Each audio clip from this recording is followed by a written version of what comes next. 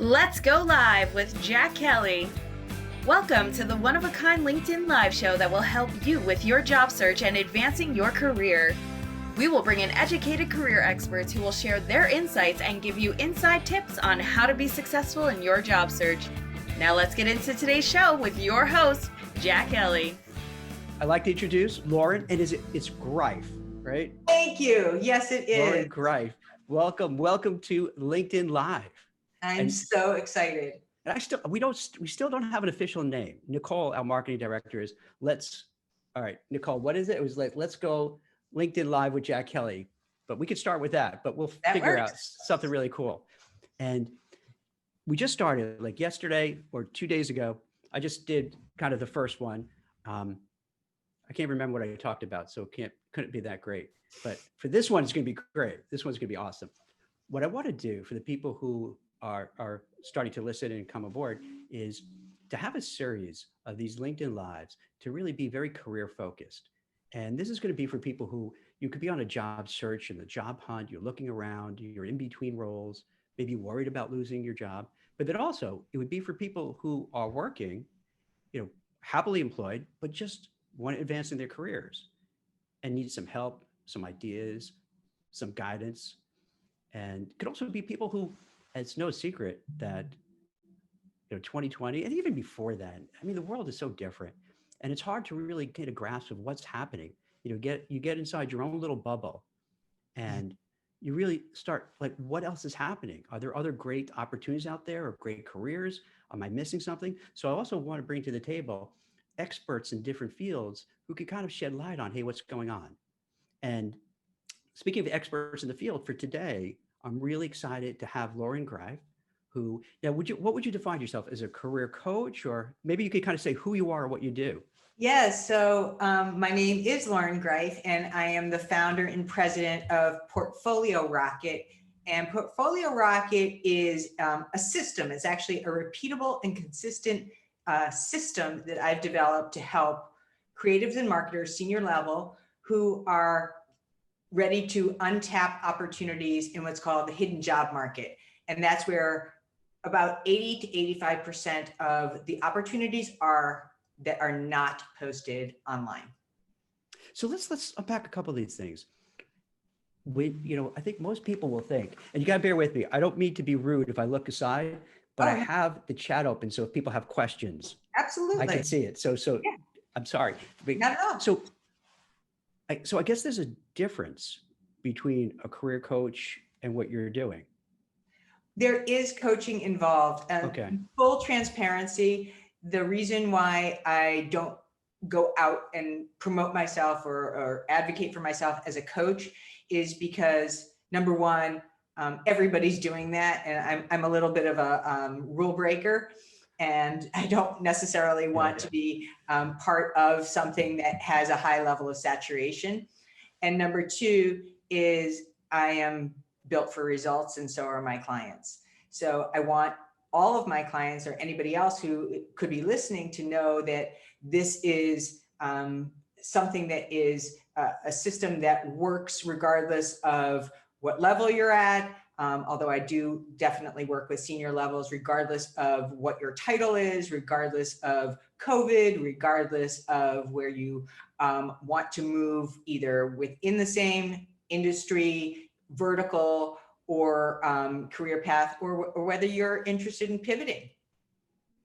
That's great, because I guess what happens, sometimes people specialize in one area and that's all they do, but you kind of take it across the board and try to help out whoever you can. And you bring up the hidden job market. It's interesting.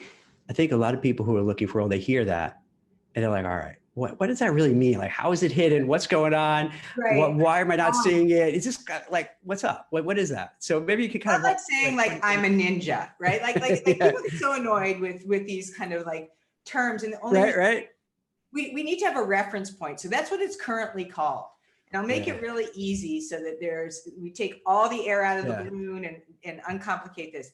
Hidden job market essentially means jobs that are not posted online. That's the short answer.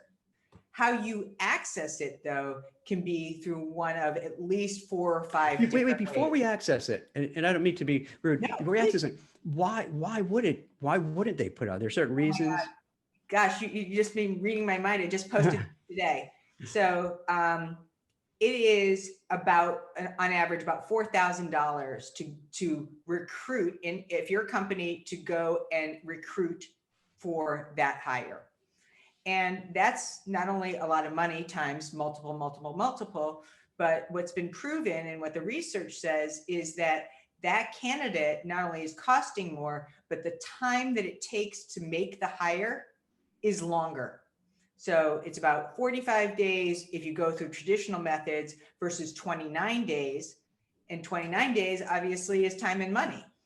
It's less time and money that's spent. It's also less time that people are moving away from their primary responsibilities to go through the interview process.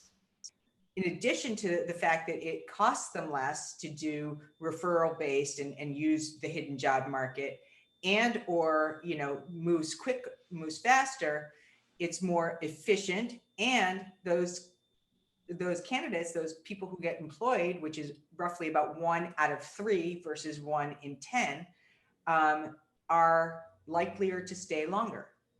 So it's like, so a big part of it is, I just want to, so a big part of it is what you're saying is that, one piece that's really, and I've seen this happen a lot as a recruiter, and I know you're a former recruiter too for a while as well, that if you go out to WeCruitr, they're going to pay maybe 20, 25, 30% of, the first year's salary for a candidate if they go outside to use the services of a recruiter.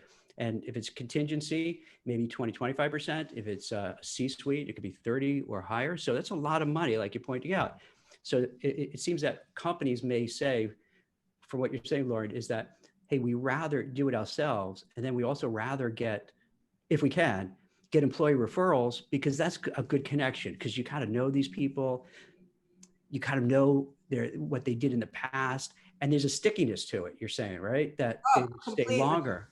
Yeah, that trust really has a ripple down effect. Yeah. And it's goodwill for everyone, because chances are that person who did the referral is going to get an employee referral bonus. So they're going to get compensated.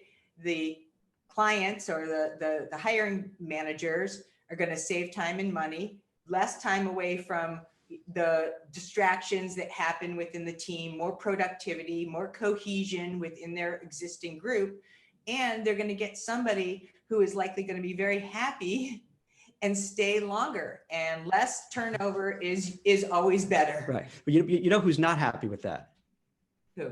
Me, the recruiter. Because what happens is this happens all the time. So here's a real life situation, right? I'll work on some assignment, and and a lot of times in recruiting, it's eat what you kill. So like if you don't find the right person, you don't make anything. You spend all the time. So you'll have two or three, you're like, this happens, Loren, all the time. You'll have 2 or 3 finalists, and then you get the call or email. Well, nowadays you get ghosted, so you might not even get the call or the email, but say, hey, I'm sorry. Loren was really good. Jack Kelly was really good, but we had this referral and we're going with the referral. I'm like, oh, you're killing me. I've lived it too. Yeah. And I so empathize, because it can be very maddening. I don't think anybody truly realizes, they think that these perfect candidates just show up out of thin air, and it takes a lot of work to find the right candidate. It does, but it does show that it works, that it definitely. But I guess the next question, then, the natural thing that, people who are listening, and not only listening, we'll post it online also. So if, the time didn't work for them, they could watch this at their leisure. So the other thing too is, what do you do? So like, okay, you know what? You're on the job boards, you're filling out these glitchy applications. They're going into the black hole of these corporations. You send resumes, you don't hear back. So you're like, all right, I remember hearing Loren, talk about the hidden job market. Sounds great. What do I do? How do you negotiate it? So this is, this is kind of one of those things. I think it sounds really simple, and it's actually there's a lot more to it. Okay. So I'm going to throw it out there, right? The power of networking. Ooh, big shocker, surprise! Every article that you read, whether it's Jack's articles, amazing on Forbes or anywhere else, they'll tell you the number one thing to do if you are looking for a job now or sometime ever is to build your network. And one of the reasons why that's so important is if you consider all the time that's spent filling out online job applications, after they go into that black hole, essentially you have nothing to show for it other than maybe a lot of rejections. If you are going the opposite route and you're building your network, and I want to put a caveat there, building your network, you'll always be building human capital. You'll always be building your professional capital, your personal capital, and it will never fail you if you do it well. But the question is, and of course, not everybody is like a big, huge fan, like with the pom-poms going, yeah, I love networking. I get that, so for that, it does take some practice, and there are step-by-steps that you can take to start moving into what I call strategic networking, and finding people that not only do you want to, not only it's not really what's in it for you, right? Like you don't go in and say, hey, now we're networking and what job do you have for me? Or by the way, I saw this great posting and now I want to apply for it. Can you walk my resume over to the hiring manager? It doesn't work like that. This isn't, what I sometimes call like your heavenly bellhop, where you just, ding on the bell and then all of a sudden your network just shows up for you. It is an investment. It is a huge investment. And I would say that it's also 10 times in the ROI, if even that would be very conservative. So you need to take an approach that is, a longer term approach in terms of building those relationships. I mean, I'll be completely honest. I'll use this as an example. I met you through the summit. I guess it was Vincent's summit. Mm-hmm. When was that? April? It's so funny. Time loses its meaning now. It could be April. It could be, okay. I have no idea. So this is the first time we've ever talked. Right. No, this is the first time. So we did not, this is live, right? And so what happened was, here's a perfect example. I saw your name. I saw that you were a speaker. I started following your content. And then I started understanding the kinds of things that you talked about. And then I started commenting on your posts pretty regularly, right? And not just posting like, yeah, great post, Jack. I'm talking about adding value, building on what was there, looking at the other people's comments, hopefully adding something more of value there consistently, like pretty much every time that you were posting, right? After a while, you started seeing my name. And after a while, I wasn't necessarily a stranger anymore, to the point where I could instant message you and be like, hey, Jack, how's it going today? And then, I was just consistently. And after there was some, it was much more organic than this. It's not like a bell went off and go, now I trust her or now I trust him. It was like we had developed some level of rapport, and you so kindly featured me in a Forbes article, and that was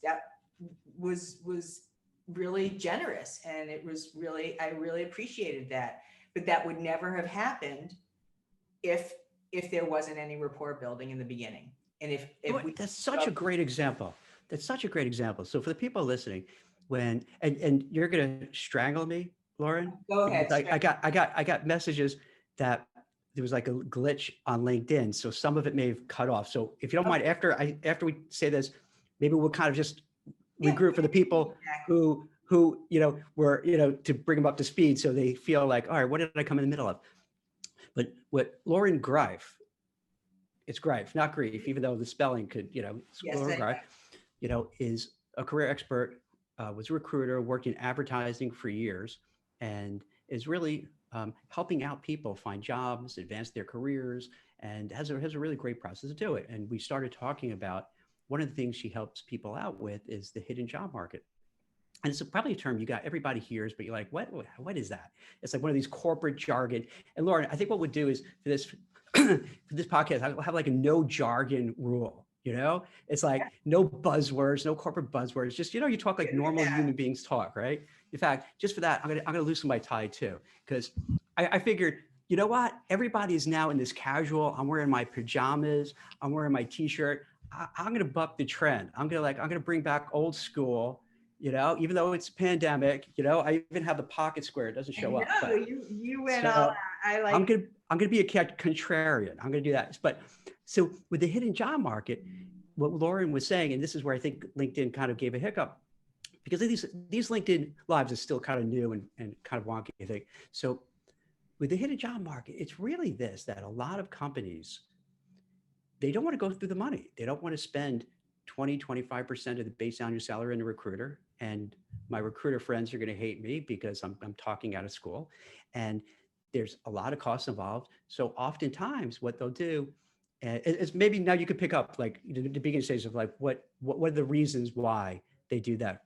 They really to save money and Sure, having a pipeline of referred candidates, what that does is it is an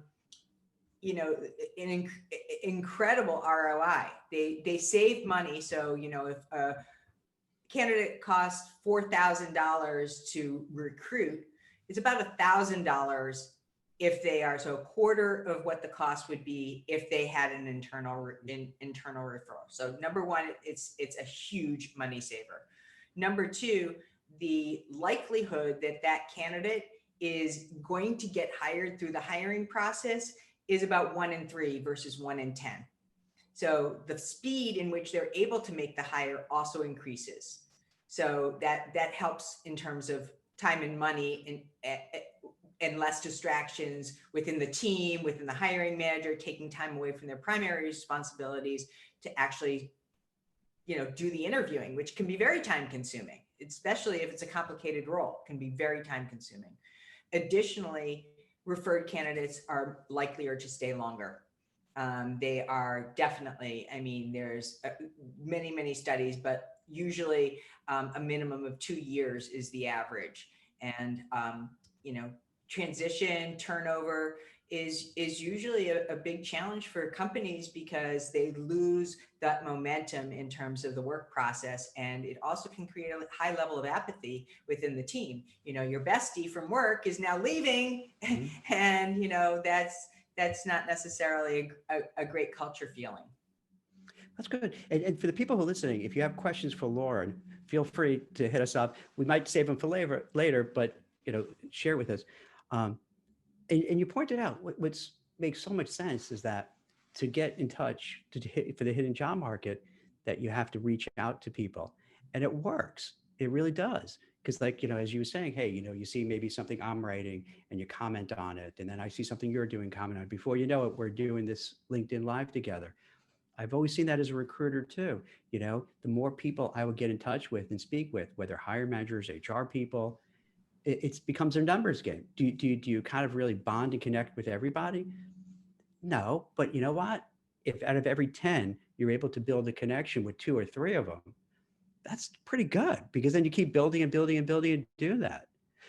Do you think too, given where things are going, a lot of cost cutting, a lot of hiring freezes, a lot of downsizing, that maybe kind of that employee referral hidden job market is really going to be even more important to save money?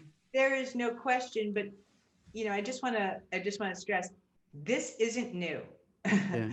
This isn't new. I didn't make it up. I didn't invent it. Well, take credit for it. Why not? Yeah, you invented it. Trademark it. It's not mine at all. In fact, this is what has been always available. It's not that it's new. It's how much you decide to use it. Yeah. I think that the so-called convenience of the online job boards, whether it's Indeed or LinkedIn or any of those, is painfully deceptive. It looks like the job is there. It looks like, we don't know if it's there, by the way. There's no restriction. This is a really good point. So maybe you can explain, because I think where you're going with this is that a lot of these jobs that are posted are fake jobs, like fake news, like it's fake jobs. Yeah. Could you talk about that in detail? Because that, I got to tell you, you probably see this with your clients as well. That's like such a pain point, so frustrating. right? Oh, it's maddening. So they're like, oh, I saw this job and I applied to it and I haven't heard back in 3 months. And then you're like, well, did anything happen?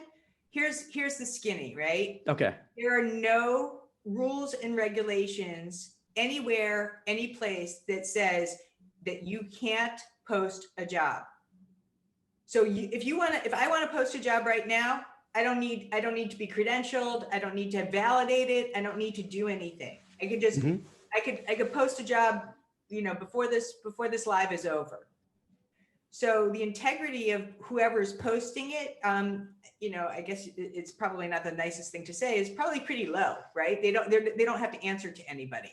Now, if you're enterprise level or clearly, Fortune 100, Fortune 500, you can expect that those jobs are going to be real. But again, there's no guarantee.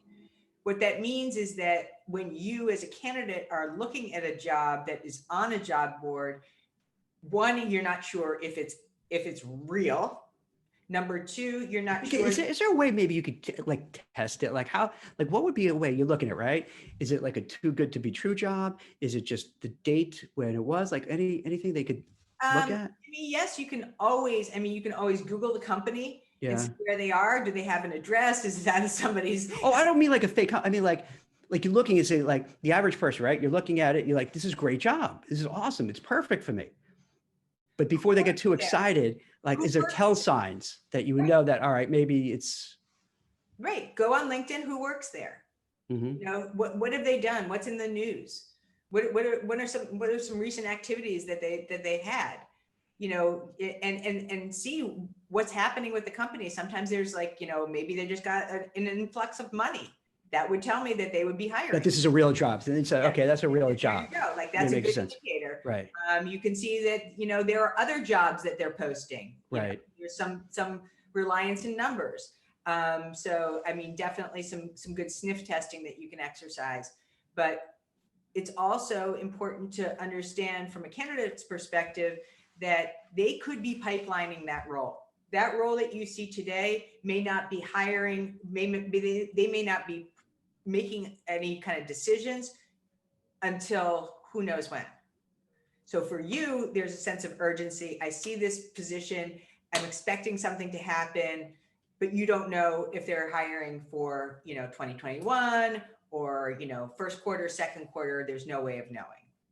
So part of it is that they are just building up their candidate pool. Why wouldn't they just say that? That's what I don't understand.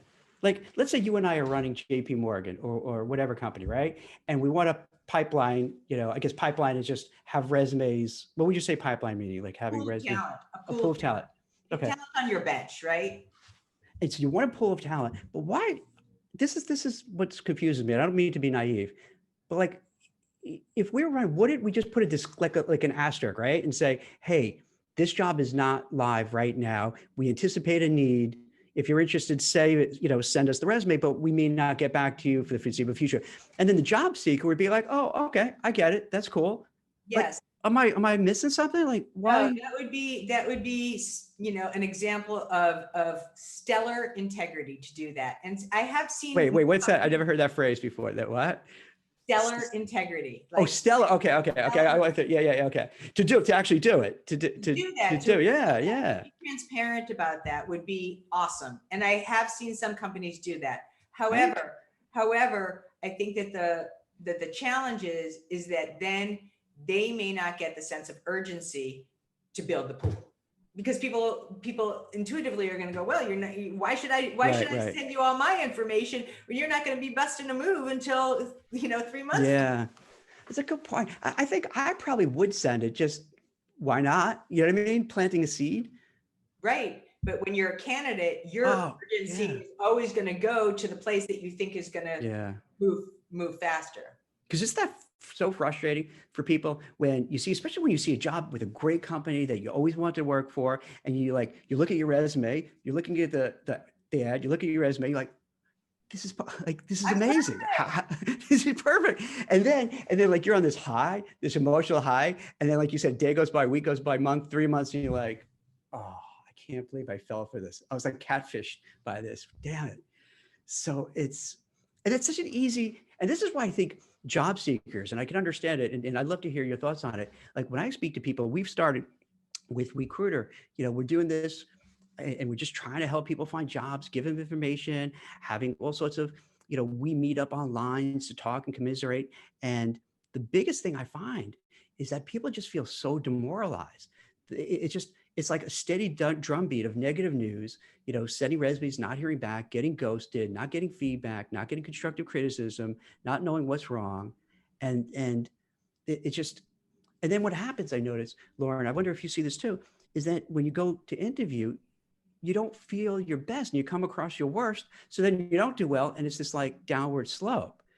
Is there anything you would suggest to people who are going through it, like what they should do? Like how do they turn it around? Yes. This is my big, my biggest kind of pet peeve. It's a big thing, right? It really, really, really bothers me. I'm going to share this expression of a friend of mine that actually grew up with very, very humble means, like pretty poor actually. And she would say that her family would say, "We're too poor to buy cheap." That's poor. And what that meant was we need to buy things that have like a long shelf life. Right. We want to make a great investment so we don't have to repeat the same things over and over and over again. And that always stuck with me because I see this happening in the job market all the time. People, essentially on the market for a very long period of time. And I'll define long as 6 months or more. Yeah. Okay. And after 6 months, that whatever resources you have, financial, emotional support, they're gone. That money has been spent because every week or two that you're not working is money you're losing. You as a candidate also start to wear thin. And I think that's what you're referring to. It takes a beating, it takes a toll. And so you want to be able to show up with anybody, even if it's an informational interview. Nobody's going to pass you on as a referral if you're like, "Oh my God, this is the worst thing ever. This is just like, I'm just so beaten down." That is not an attraction. I'm just going to be honest. It's like can take a toll.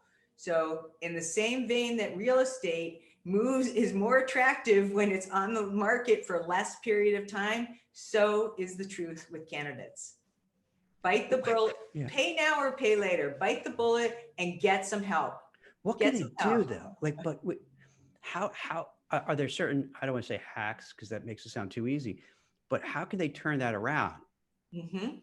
Well, how do they talk themselves into it? Oh my goodness, you cannot talk yourself into it. You've got to have the gift of desperation. You've got to be so miserable that you're ready to do something, and you are sick and tired of making either excuses or thinking that you're going to be able to solve this on your own.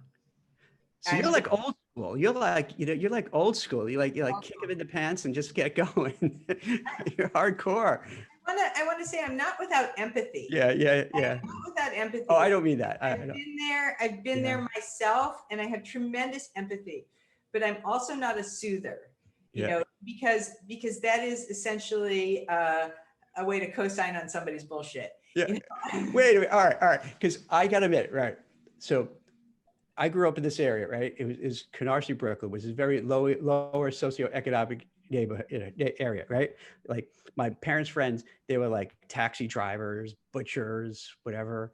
And you would never talk what I'm going to say now. Like I'm now into, hey, for the people we're talking about, you got to work on your mindset. And I'm not saying this ironically. I really mean this.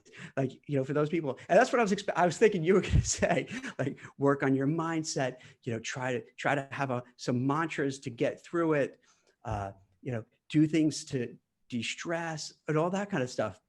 But it's funny, but you're like, no, you just gotta. Like the actions won't lie. Yeah. Actions won't lie. If you sit there and deliberate, I need to think about it. There's a lot of time that gets spent that you could be moving in a closer direction to to where So you there's want. no inward looking, there's no trying to change your mindset or doing yoga or do meditation. Those No, are just no disrespect to yeah. woo-woo. I'm all woo-woo. Wait, that is not, I do that. And that's what's right. Like if where I grew up, if I said that, I would get beaten up. Like, what are you talking about? But I do find it works, this stuff. For sure. It does work. It does work, but it's also. I'm even drinking my kombucha tea here. I have a whole fridge over here. I know from my own personal experience. Yeah. I really do. I kind of, as my kids would say, I'm not a green banana. But what I mean by that is that I can spend a lot of time and energy justifying how and why it's not going to work for me. I can also justify why I spend money at Christmas time and, have that money to spend on something or a new pair of shoes, because I'm a little bit of a shoe person, and justify it that way. But when it comes to making the investment in terms of something that is so vital for your health, wellness, financial wellness, all of that, I find that a lot of job seekers, they choke, they get afraid, And so I want to be respectful and not say, people don't have financial concerns. Of course they have financial concerns. And that's why you should be working. That's the most important thing, is to be working in a place that you love, so that you can have more to give everybody else, including your family and yourself.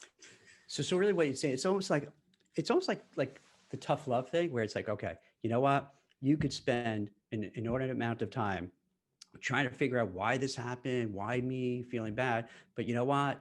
You've got to get to the point where you're saying, you know what? I just got to make it happen. There's no excuses. You know what? There's no turning back. I have to move forward. I have to, do whatever it takes to get that job, and just somehow summon up that, that strength, that courage, to make it happen, because otherwise you're going to lose time.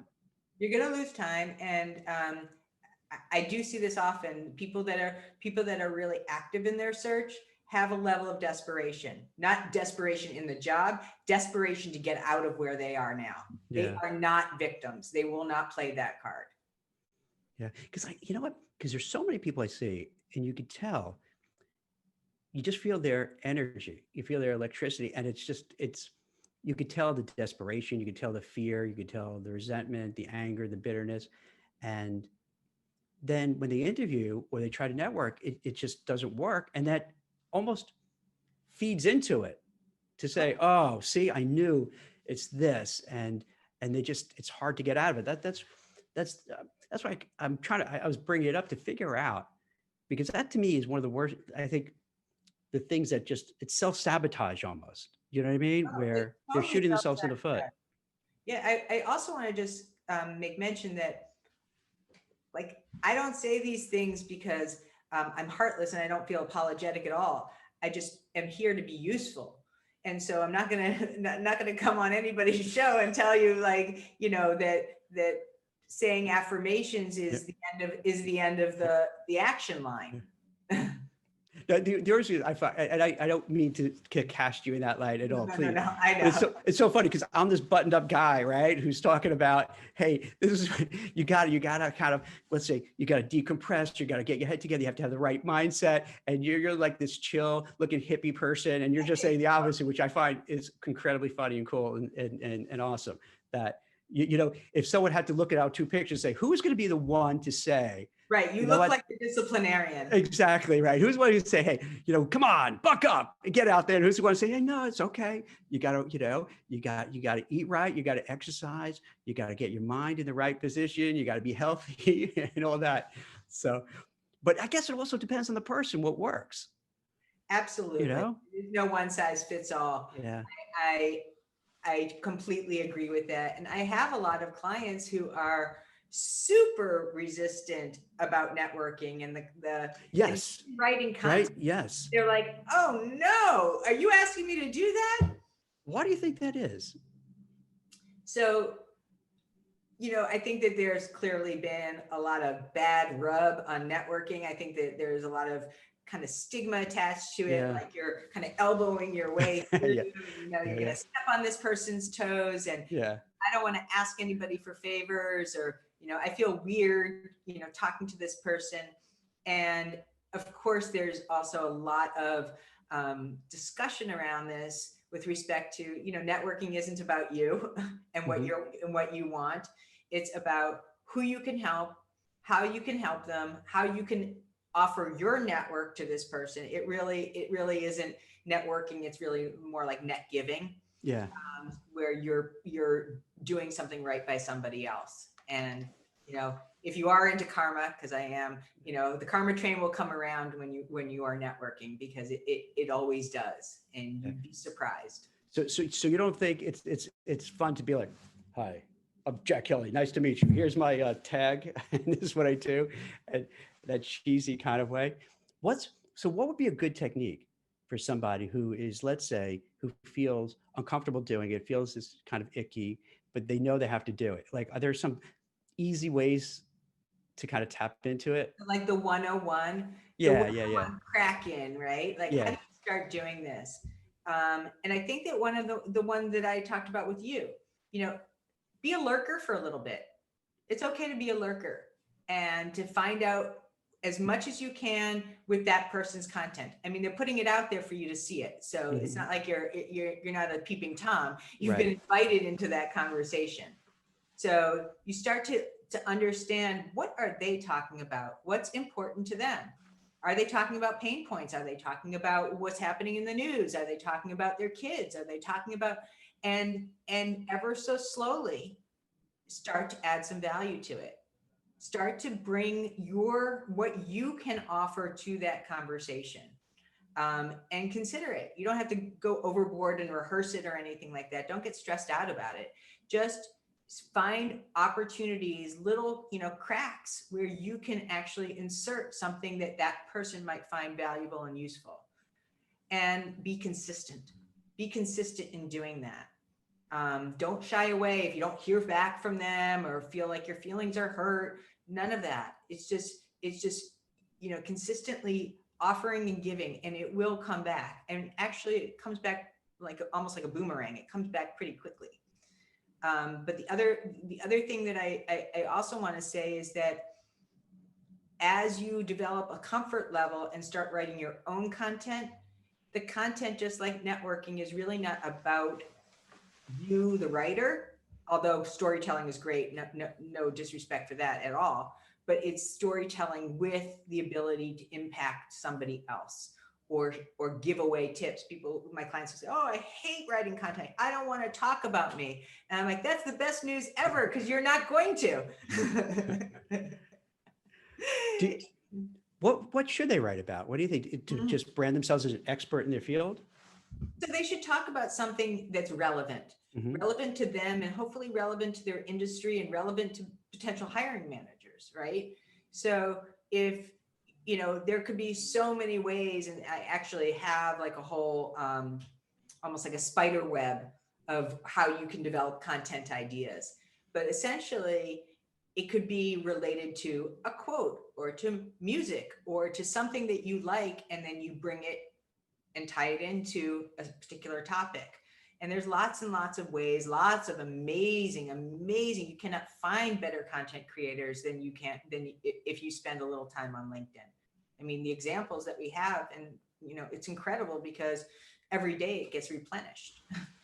How do you feel about when, you know, how you have that open to opportunity, open to work banners, or people who post more of these aspirational quotes and pictures? Do you think that's helpful, not helpful? Is that not really moving the ball forward? So as far as the green circle goes, Yeah. not a fan. Not a fan at all. Not a fan. You know, mostly passive candidates always are, even though it's probably not a popular thing to say, are going to be more desirable. And you do not have to announce open to work. I'd rather you be found for the value that you have, rather than attracting yourself by way of, you know, hey, I'm available. I'm not really a big fan of that.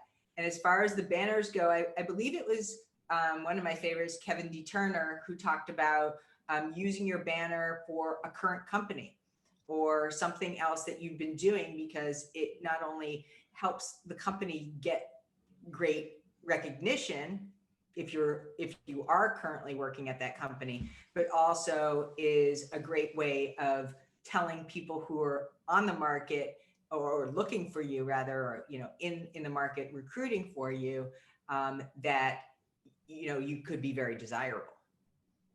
Hey, so I'm with you on that. Like what kind of bugs me a little bit with that open to work is that you'll see a lot of the same thing. It'll be like, hey, COVID-19, I'm not working, help. And I'm left thinking, well, how can I help you? What do you want to do next? What type of job? What do you do? What's your background? So it's almost as if there was really no thought put into it. And then, you know, putting my recruiter hat, I look at it, and if I'm kind of deciding, is this a person I want to get in touch with? It kind of goes down on the rankings, because it's like, if they're not going to even try to say, okay, I'm a tax accountant in New Jersey and I want to find a tax, you know, accounting job with Prudential Insurance, because whatever, and I have 10 years experience, I'm looking for a VP role, et cetera, et cetera. And then you're like, oh, okay, I get it.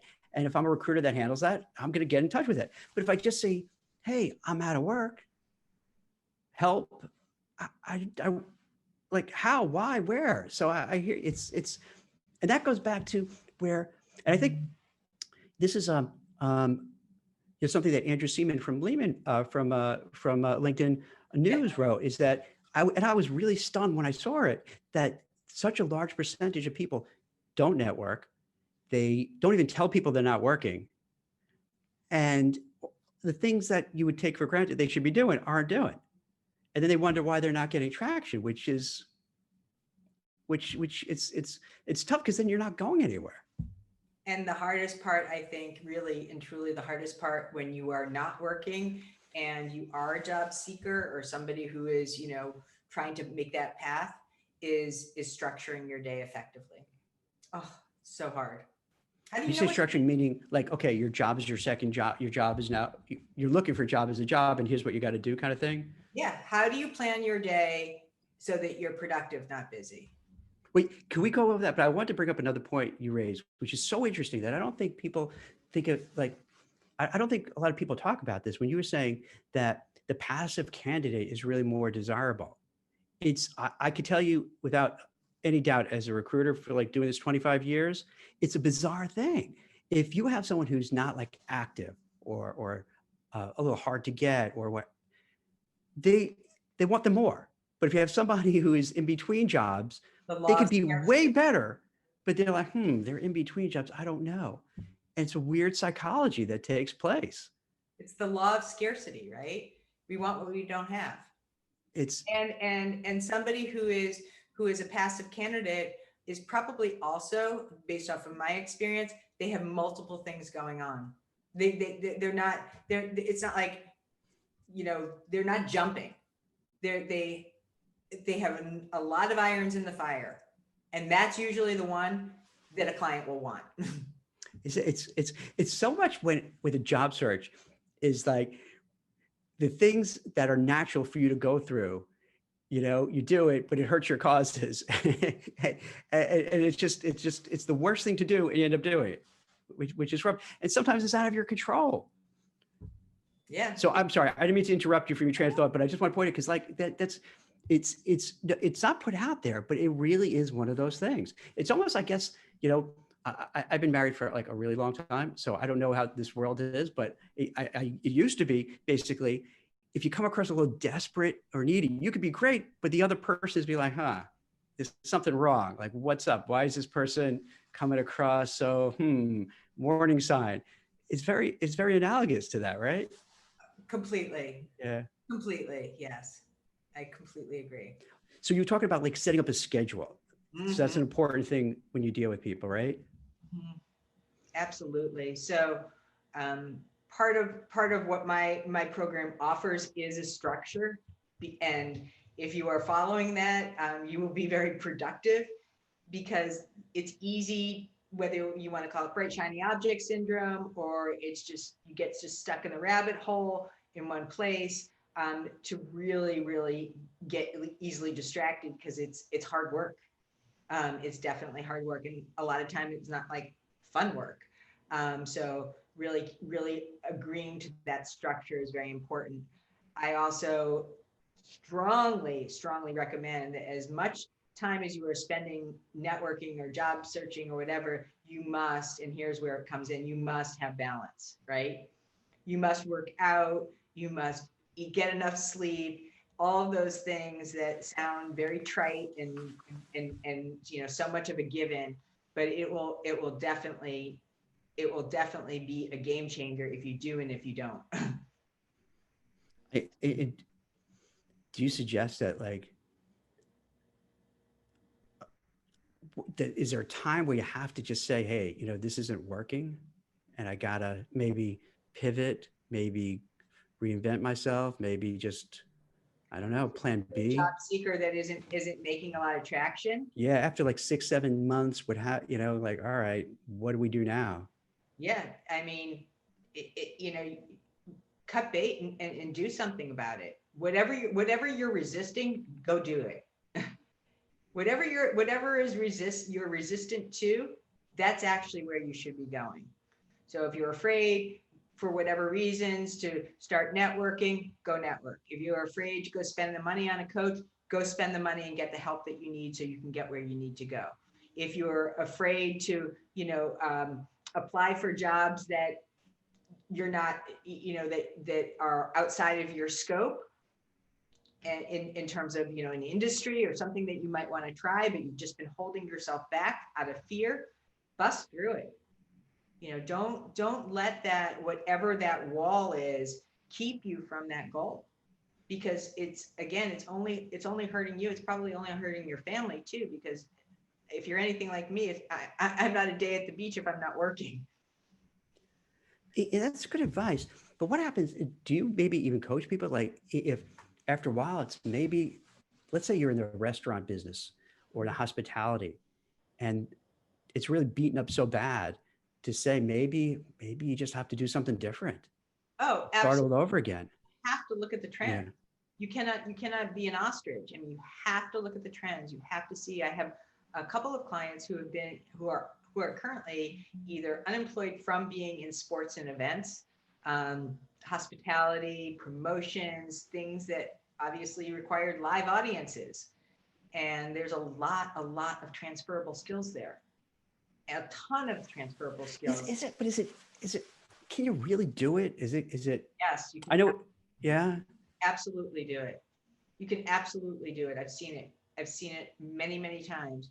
You can do it, but you have to understand how to use that transferable skill set in order to pivot, and why the way that you are able to bring value doesn't matter what industry you're in.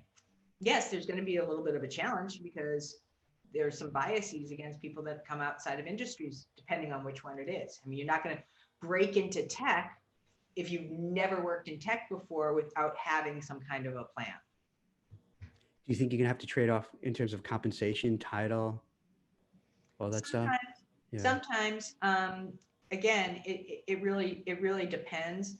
I think that there's always some level of trade-off whenever you are making some kind of job. Maybe, your commute is longer if you have a commute. Maybe you are, making some compensation or sacrifices because you're not eligible to get the full vacation time right when you start. So yeah, there may be some areas, but it's about picking and choosing the things that really matter to you to make sure you cover off on those bigger mandates that fit your lifestyle. That's great. Let me do this because we have a bunch of questions that were adding up. So if it's okay with you, can I run by just a few of them real quick? Because I can't believe it. We've been talking for a while now. So we covered a lot of ground. It's awesome. So, well, this is more of a comment. This is Hannah Morgan was saying, oh, and by the way, the person who's sending the comments is Christine, yes, our COO, and it's her birthday today. So yeah, it's a big day. It is. Big exciting day. But you know what? It sucks with COVID. It's hard. You can't really do too much. So it's a weird thing. So, okay. So Hannah Morgan was basically referring back to when you were talking about the referrals, and they tend to last longer in the job search according to EY research. And so thank you, Hannah. And well, we had Loren research who knew that. So we didn't need, a big four accounting firm to tell us that when we had you kind of knowing that. Although as I mentioned, as a recruiter, I would get beat out by those, employee referrals. Now, how much are they paid? Like for a while, can I tell you? Because in my area for a while, it was like blazing hot. I was placing these people called compliance officers. These are like lawyers, risk people, audit people. And with all the scandals and issues, they were highly in demand. So the companies would pay $5,000 more, depending for the referral. And Average some referral bonus to Yeah. employees is about $2,500. That's pretty good, That's pretty good. right? Considering all you're doing is like hooking up a friend or someone right? Win, right? Your friend gets a job, you get a bonus, and the company gets an awesome hire. It's the hat trick. And that you're seeing that a lot now, right? I am seeing it a lot. So if you see it a lot, right? And it happens, this goes back to your point earlier, then it just makes so much sense to really put a lot of effort into finding the people at those companies that you want to work for and who or who that knows someone there to do it. Because especially if you find out, now I wonder, I'm just thinking out loud with you. Is there a way you could find companies that do offer it? Because then in a way, you have a better shot as a job seeker. If let's say, in my world, I do, more like investment banking and hedge funds and private equity, those folks. So let's say, Morgan Stanley, it gives, a $4,000 bonus. I have no idea if they do or not. So Morgan Stanley, I don't want to get you in trouble and everyone's going to start asking money from you guys. But if let's say that's the case, why wouldn't a job seeker go find whoever they know? And let's say you're at Morgan Stanley and go to you, hey, Loren, I know there's a referral, thing. I do happen to have the right skills and background. Can you take my resume? That's a great hidden market strategy. Right? Isn't that like find out the best employee referral programs, right? That's an easy thing to find out. And then go address those folks in your job search because you already know that they are bought in. This is how they do business. I'm gonna look into that. I'm gonna see if I could find out about that. Like what companies do it, how much, because the more you're talking about it, to me, it seems one of the biggest no-brainers how to hack this whole thing. Because if you find it, who wouldn't at a company want to say, no, I don't want to refer you. I don't want to get a referral bonus and I don't want to help somebody. I mean, could there be? Sure. But I think if you speak to 10 people, at least 4 of them would say, I get to help somebody and Lauren's a nice person and she is right for the role. So no one's gonna get mad at me and I'm gonna get a couple grand. But that's not the way to break into the conversation. No, is that a little crass? Don't lead with that. Is that a little crass to do? Okay, all right. So, all right, yeah. So don't do that. I'll make a note for people. Don't lead in saying, hey, I understand you can make a few $1,000s. So get me in front of the right person. And plus, I'll give you a few dollars out of my pocket. That's probably not, don't do that. Okay, all right. Don't do that, guys. That's not good.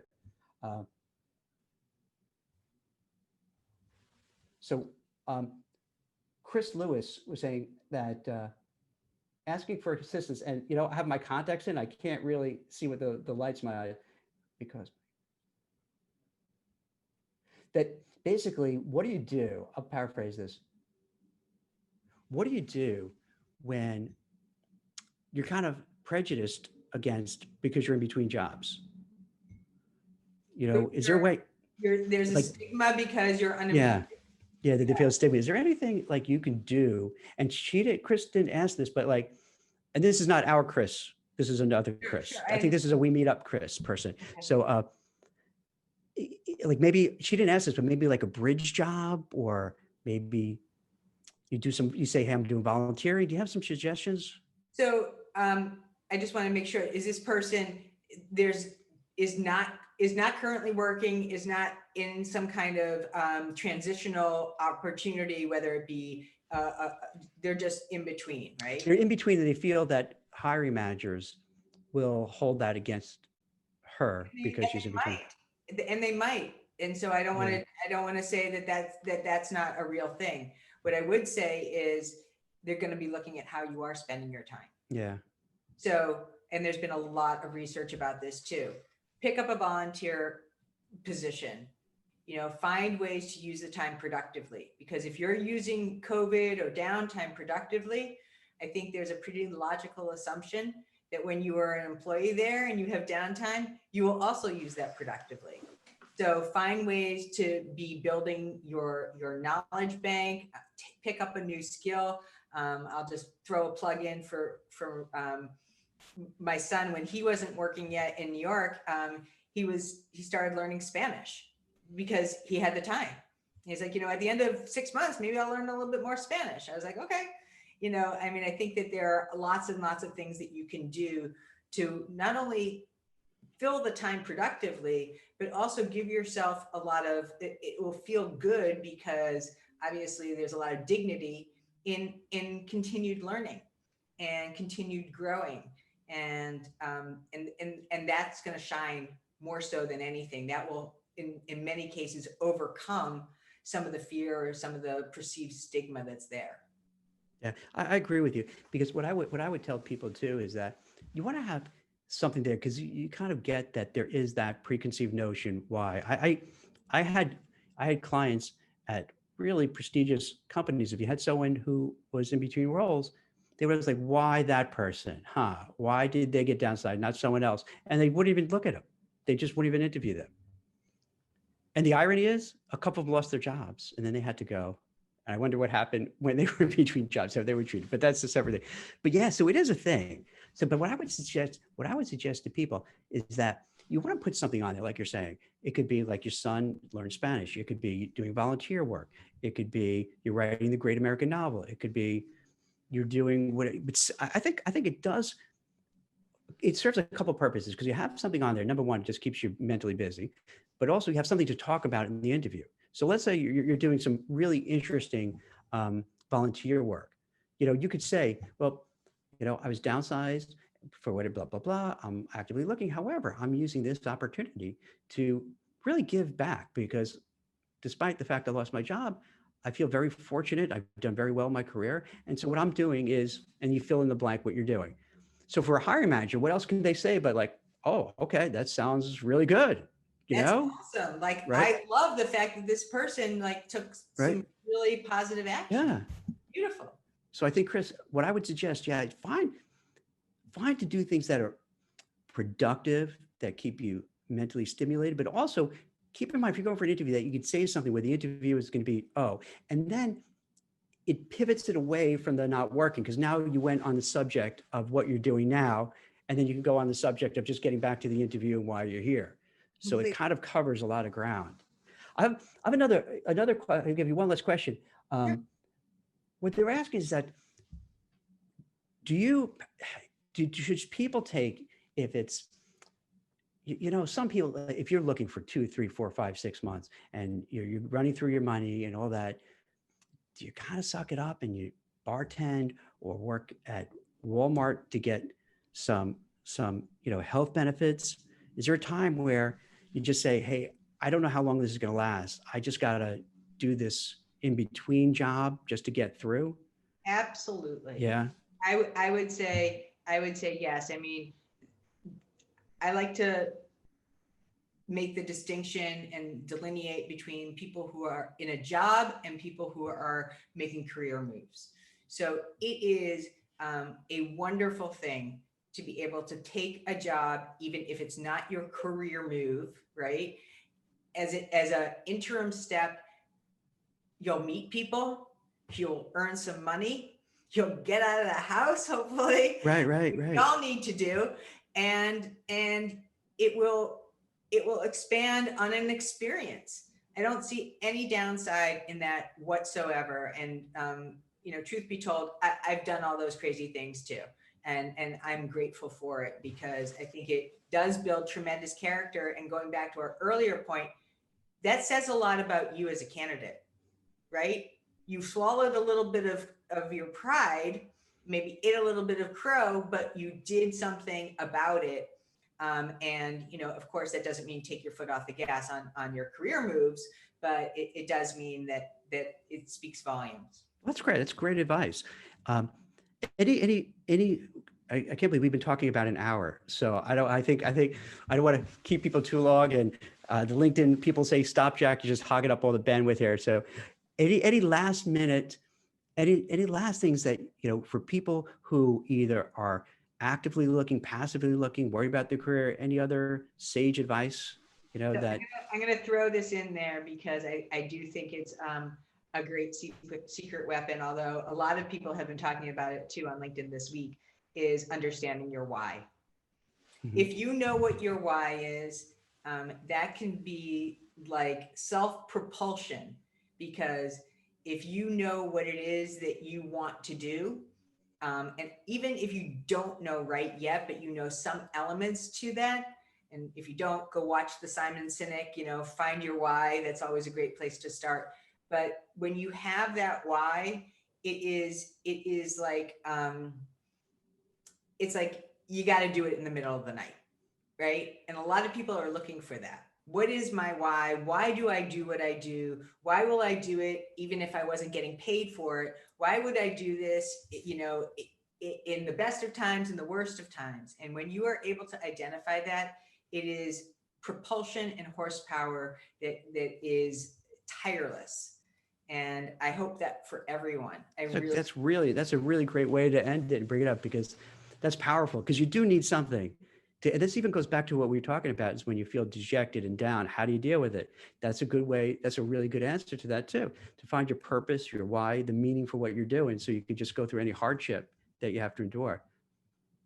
That's great. Well, thank you. So if people wanted to find you, where can they locate I you? live on LinkedIn. I live there with you and all the other wonderful people on LinkedIn. So Loren Greiff, it's Loren Greiff for anybody who understands the Austrian way of pronunciation. And my company is Portfolio Rocket. And so I'm there day in and day out. I love it there. And all the people that I've met, it's just been the greatest thing on earth. And anybody who's job seeking, I just want you to know you are my heroes. You are my heroes and my heroes. And I wish all good things to you.